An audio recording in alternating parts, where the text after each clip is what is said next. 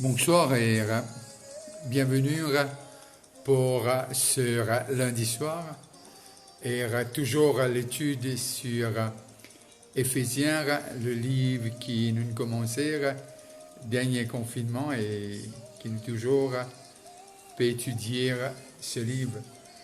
Je voulais saluer ceux qui peuvent nous de l'étranger et ceux qui sont à Maurice et moi qui ensemble nous capables de un petit peu ce que Paul a envie de dire nous et la richesse qui nous est en Jésus-Christ et aussi ce qu'il appelle nous pour vivre sur la terre.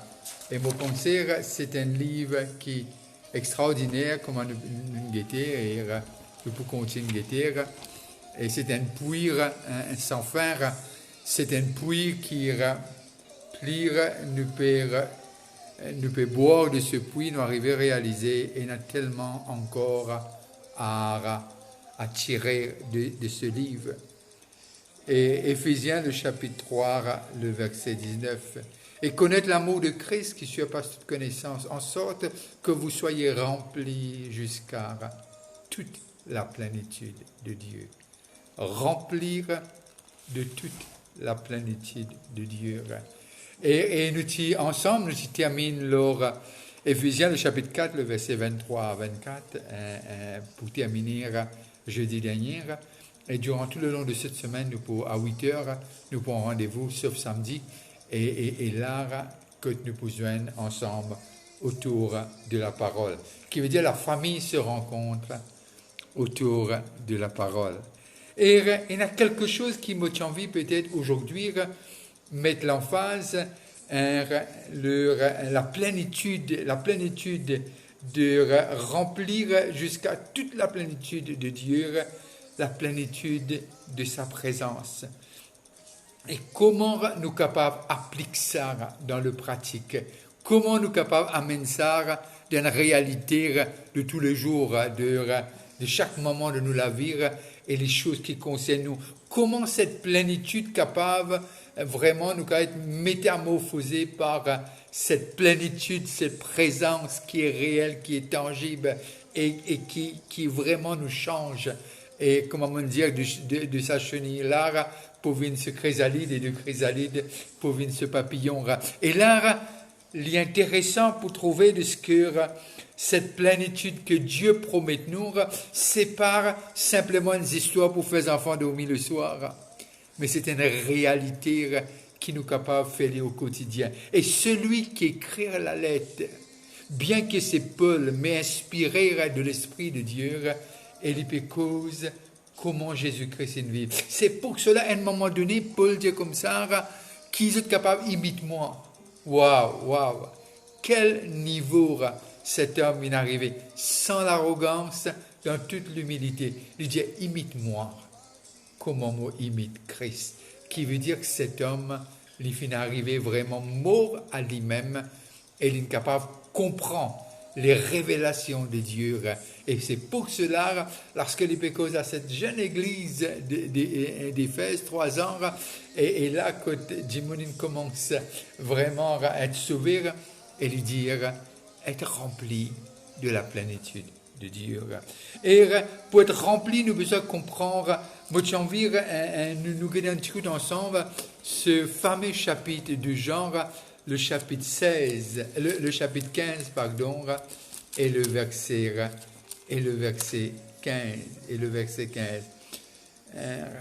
Laisse-moi le prendre à partir du verset 14. Jean 14, et je vais faire la lecture jusqu'à le verset 15. Vous êtes mes amis si vous faites ce que je vous commande.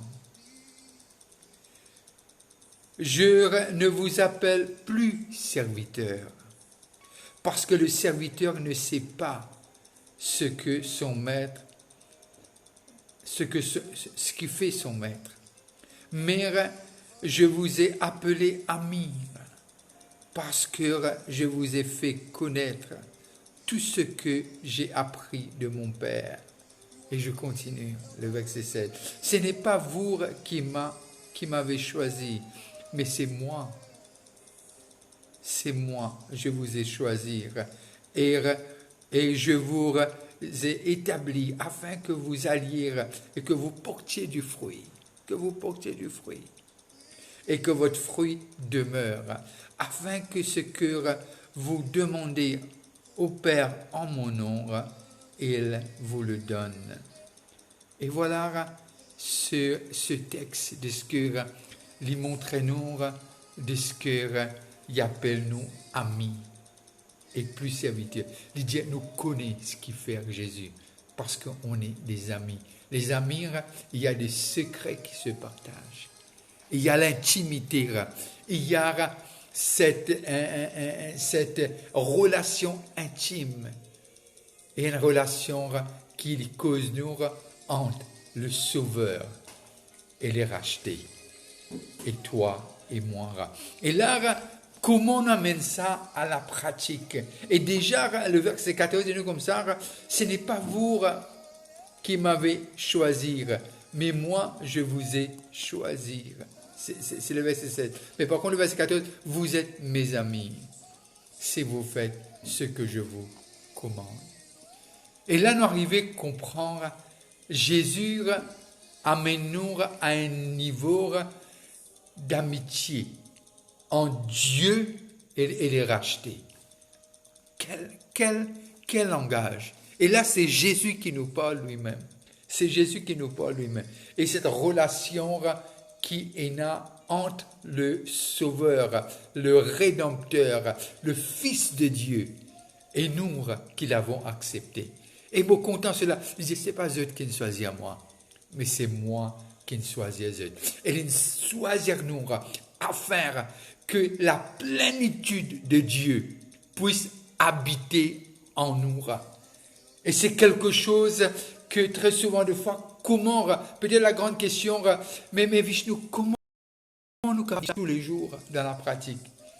Mais simplement, qui nous capable, premièrement, une communication, une relation avec cet ami, qui est Jésus lui-même. Bien qu'il nous a un autre, quand je dis un autre, moi je dis le Dieu, nous avons le Saint-Esprit qui habite en nous, nous sommes vraiment le temple, l'habitation de Dieu, mais là, il peut montrer nous de ce que dans cette amitié, et très souvent, des fois, dans l'amitié, il y a un partage. Là, ce n'est pas une amitié entre humain et humain.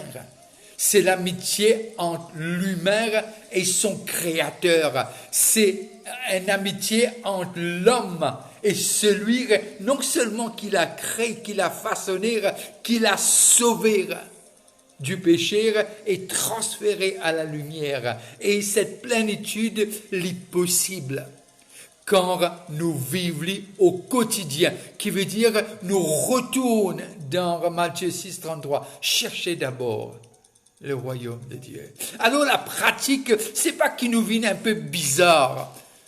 Comment dire, nous la tête d'être pris dans le ciel et nous les pieds un peu tous la terre. Non, non, non. Jésus, c'est l'exemple. C'est pour cela Paul dit, imite-moi comment moi imite Jésus. Qui lui peut dire, il n'est pas trop Jésus physiquement, lui, mais simplement, se rencontre avec Jésus. C'était fait après la résurrection de Christ. Après la résurrection de Christ, mais seulement par révélation. Il n'arrivait à comprendre qui est Jésus. Il n'arrivait à comprendre parce que lorsqu'il écrit l'autre livre, l'autre lettre aux Colossiens, il dit Christ en nous, l'espérance de gloire, il peut cause la réalité de cette présence, la présence de Dieu avec nous. Et cette présence, Dieu il en vire qu'il est palpable. Il dit, vous êtes la lumière du monde. Et là, dans la pratique des choses, laissez-nous lire un petit coup Éphésiens, le chapitre 1er, le verset 23. Éphésiens 1er, 23. Et voilà ce qu'il dit, Éphésiens 1er, 23. On va commencer à partir du verset 22. Il a tout mis sous ses pieds et il l'a donné pour chef suprême à l'Église, verset 23, qui est son corps, la plénitude de celui qui remplit tout en tout. Je le relis, le verset 23. Qui est son corps, la plénitude de celui qui remplit tout en tout. Dieu, il en vit toujours. Il en vit toujours vraiment reste avec nous. Et cela commence à partir de la création. Et c'est pas hier cela.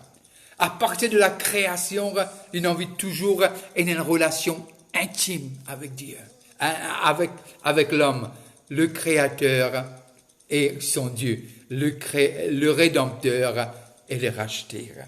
Et là, si nous allons aussi dans un Jean le chapitre, toujours l'évangile, Jean le chapitre 1er et le verset 16, et voilà qui les dit nous.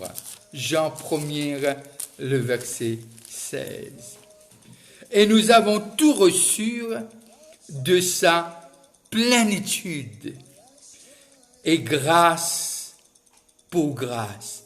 Et nous avons tous reçu de sa plénitude, et grâce pour grâce. Or, Dieu n'est pas avare. Et Dieu est intéressé dans tout ce qu'il nous fait. Dieu est intéressé parce qu'il veut, comme un ami fidèle, c'est lui qui a fait de nous ses amis. Et un ami fidèle ayant envie ce qui est le meilleur pour toi et pour moi. Et là, on arrive à comprendre de ce que, bien sûr, il y a différents dons, différentes grâces, mais dans la plus petit membre du corps, ça tire les doigts là. Et tout est rempli de la plénitude de Dieu. Qui me peut dire? Est-ce que Dieu dans les hommes? Est-ce qu'il me peut dire Dieu, l'or, dans le CV? Non. Dieu en nous, ce qu'il me peut dire par là, le corps. Le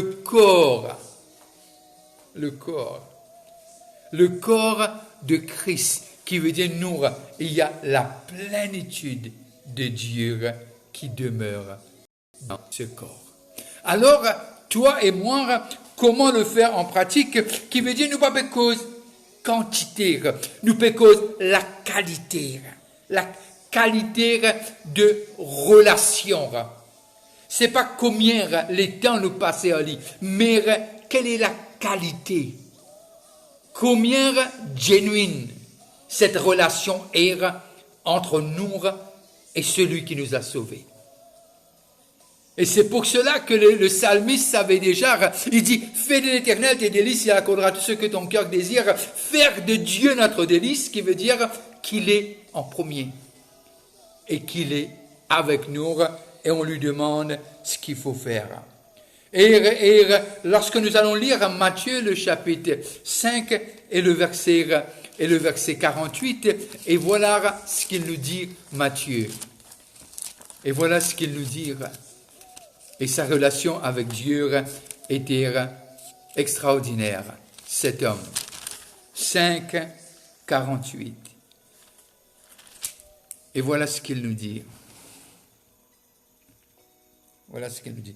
Soyez donc parfaits, comme votre Père céleste est parfait. Quand on peut dire parfait, qui nous remplit de tout ce que Dieu est là pour nous. De tout ce que Dieu est là pour nous. Et c'est ça qu'il veut dire, être rempli de la plénitude de sa présence. Vous connaissez très souvent des fois où tu as ça, ou capable de dire, ou même déjà ou découragé, ou dire, ça m'est pas comme ça. Non. Moi, toujours demandé à Dieu comment nous mangeons l'éléphant. Nous dire, comme dit l'anglais, one bite at a time. Et moi, me croire, si lui, il choisit nous pour être ses amis, expériencer la plénitude de sa présence, c'est ce qu'il veut. C'est ce qu'il veut. Partout où Jésus, tu peux rentrer. Partout que Jésus, tu peux aller. Et il y a quelqu'un qui tu toujours connais, c'est lui. C'était le démon. Il brillait tellement. Il brillait tellement. Qui veut dire la lumière qui personne n'est pas capable d'éteindre, sauf nous-mêmes. Sauf nous-mêmes, qui nous couvrent. Parce que Dieu envie que cette plénitude lire quelque chose au quotidien, qui veut dire nous mettre en premier. Vous connaissez tellement nous pouvons vivre dans un monde busy. Et là, durant ces confinements, comme a dit un grand coup de frein, nous tout peut réfléchir. Ok, qu'est-ce qu'on va faire après? Qu'est-ce qu'il nous reste après? Et là, quand Paul peut prier, comme si lorsque moi essaye écoute Paul, il y a un empressement, il y a une frustration, qui fait que je peux vivre la chrétienté à moitié, qui fait que nous pouvons vivre la chrétienté simplement un pourcentage, quand il y a tellement à vivre. Quand il y a tellement à vivre. Et là, c'est un peu comme David Genour, il dresse devant nous une table. Et quand Dieu dresse la table là, il ne manque absolument rien. Rien. Et là, Paul, puis envie de faire l'église d'Éphèse comprendre l'héritage. C'est pas sorti du ténèbre, venir à la lumière. Mais l'héritage, c'est être porteur de la lumière. Cet héritage, c'est être le porteur de ce Seigneur qui fait mort pour eux à la croix. Cet héritage, c'est qu'ils doivent être le porteur de Dieu dans son corps, qui veut dire on est le corps de Christ. Très souvent de fois, lorsque nous causons, nous disons non, toi tu vas pas faire ça. Non, c'est que Paul peut causer. Il peut causer à tous les saints d'Éphèse. Non seulement remplir et connaître son amour, profondeur, largeur, hauteur, etc., mais lui dire connaître la plénitude. Et Paul peut faire l'église d'Éphèse comprendre quelque chose. La vitesse qu'ils ont envie d'aller dépend de eux. Alors, mon envie de dire ce soir de ce que c'est un livre pratique. C'est un texte pratique. Et l'art de ce que non seulement demeure en nous, je veux dire, c'est pas suffisant. Que vous pouvez dire encore? Rempli de paradoxes. Mais simplement, non seulement qu'il demeure en nous, qu'il prend contrôle de cette vie qu'il a rachetée. Et lorsque Dieu prend contrôle, la plénitude, c'est un peu comme Ézéchiel, lorsque lui fait, nous la vision de ce temple, et que l'eau coulait sous linteau. L'eau coulait et allait partout. Dieu veut faire de toi et de moi des vaisselles. Une vaisselle qui apporte réveil dans cette nation. Dieu, il choisit toi et moi. La côté, pas dire que tu es divorcé, pas dire que tu es seul, pas dire que tu n'es pas un intellectuel, pas dire que tu n'es pas assez. Simplement dire, Seigneur Jésus, me voici, sers-toi de moi. Et c'est tout ce qu'il te faut. Mets de côté tes excuses ce soir et dis à Dieu, je veux, dans ma chrétienté, être pratique avec cette plénitude que tu m'as promis dans ta parole. On va arrêter là pour ce soir. On se rencontre demain soir à 8h. Que Dieu te bénisse. Je veux parler à quelqu'un ce soir. Peut-être tu te sens seul, que la solitude pèse tellement lourd. Tu te dis, pourquoi j'existe? Mais je veux que tu cesses d'exister et que tu sois l'ami de ton Rédempteur. Et tu vas comprendre.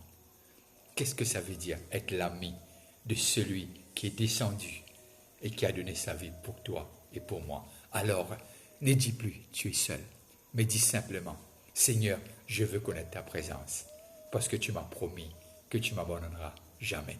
Bonne fin de soirée, que la lumière de sa face continue à briller sur toi durant ce moment. Prions pour notre pays, trouvez un moment pour prier pour Maurice, et surtout pour ceux qui n'en ont rien. Pas besoin d'une grande révélation pour aider quelqu'un. Si nous connaissons quelqu'un et dans le besoin, fais quelque chose. Et demande à toi-même, qu'est-ce que tu peux faire s'il est dans ta place. Alors, bonne fin de soirée, à demain soir. Je vous vois. Bye bye. Et si vous passez à table, bon appétit.